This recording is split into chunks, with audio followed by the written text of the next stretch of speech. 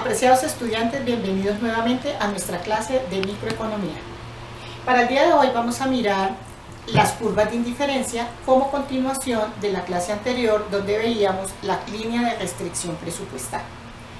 La línea de restricción presupuestal, haciendo un recorderis de la terminología que vimos en la clase anterior, la línea de restricción presupuestal muestra las diferentes combinaciones que podemos hacer de dos bienes cuando un consumidor puede comprar teniendo en cuenta su ingreso monetario y los precios de esos dos bienes. Recordemos que cuando hablábamos de la línea de restricción presupuestal decíamos que I es igual a X por PX más Y por PY. Estamos hablando de una renta o de un presupuesto que depende de ¿qué? De la cantidad del bien X y la cantidad del bien Y, teniendo en cuenta el precio unitario de cada uno de estos bienes. Entonces, definitivamente la restricción presupuestal sí me muestra las diferentes combinaciones que yo puedo hacer del bien X y del bien Y, teniendo en cuenta el ingreso y el precio. Vamos a mirar cuándo el consumidor adquiere el punto de equilibrio. El equilibrio del consumidor lo alcanza cuando su ingreso y los precios maximizan la satisfacción total que se obtiene al consumir el bien X y el bien Y. En otras palabras, podemos decir que el consumidor alcanza el equilibrio cuando, dada la línea de la restricción presupuestal, alcanza una curva de indiferencia más alta que otra. Pero para esto tenemos nosotros que conocer en qué consisten las curvas de indiferencia. Las curvas de indiferencia también muestran diferentes combinaciones de los bienes X y de los bienes Y. La curva de indiferencia, además de mostrarme estas diferentes combinaciones del bien X y del bien Y, me está diciendo que para mí es indiferente consumir cualquiera de los dos bienes porque definitivamente tanto el X como el Y me dan la misma satisfacción o utilidad. Yo puedo tomar una limonada o tomarme una gaseosa. Entonces, puedo escoger cualquiera de las dos porque me representan la misma satisfacción o la misma utilidad. Cuando nosotros mostramos en el plano cartesiano las diferentes curvas de indiferencia, podemos decir que tenemos un mapa de indiferencia. Recordemos, apreciados estudiantes, que cuando estamos hablando de restricción presupuestal y de curvas de indiferencia, tanto el eje de la Y como el eje de la X me están representando un bien o servicio, es decir, un producto. No vayamos a confundirla con las variables que tenemos en la función de demanda y en la función de oferta. Entonces, estas curvas de indiferencia me muestran que para yo poder consumir más de X, debo sacrificar del bien Y. Y si quiero consumir más de Y, debo sacrificar del bien X. ¿Por qué? Pues porque tengo un ingreso que es restringido y dependo de los precios.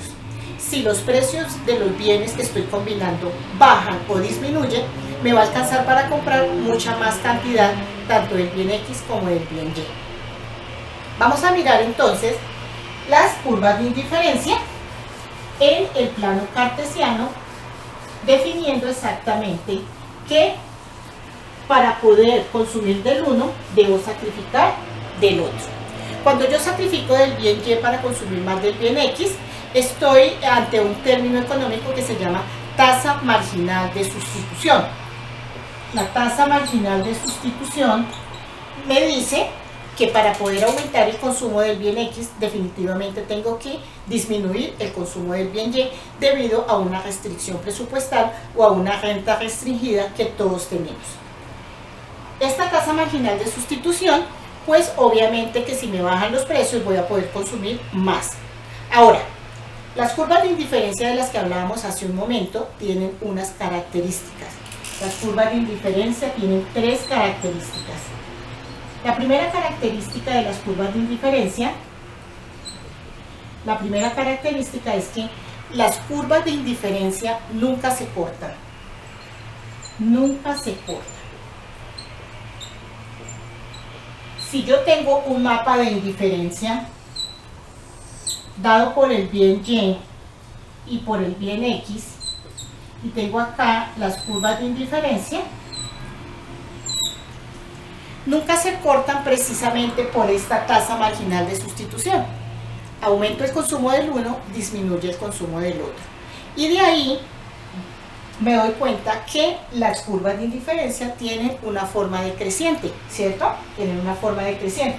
Primero, nunca se corta por la tasa marginal, tienen pendiente negativa. ¿Por qué tienen pendiente negativa? Por la relación que hay entre el bien X y el bien Y, que es inversa.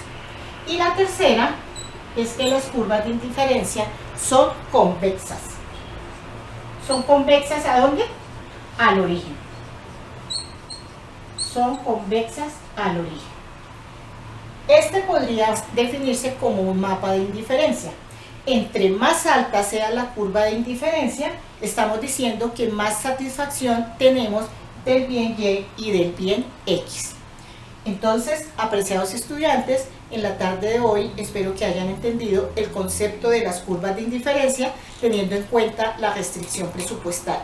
Por cada punto en la restricción presupuestal o en el plano cartesiano donde se encuentran los bienes X y los bienes Y, debe existir una curva de indiferencia y entre más combinaciones tengamos, más curvas de indiferencia vamos a tener, conformando de igual manera el mapa de indiferencia. No olvidemos que entre más alta sea la curva, más satisfacción o más utilidad me está prestando el bien o el bien X y el bien Y. Buenas tardes.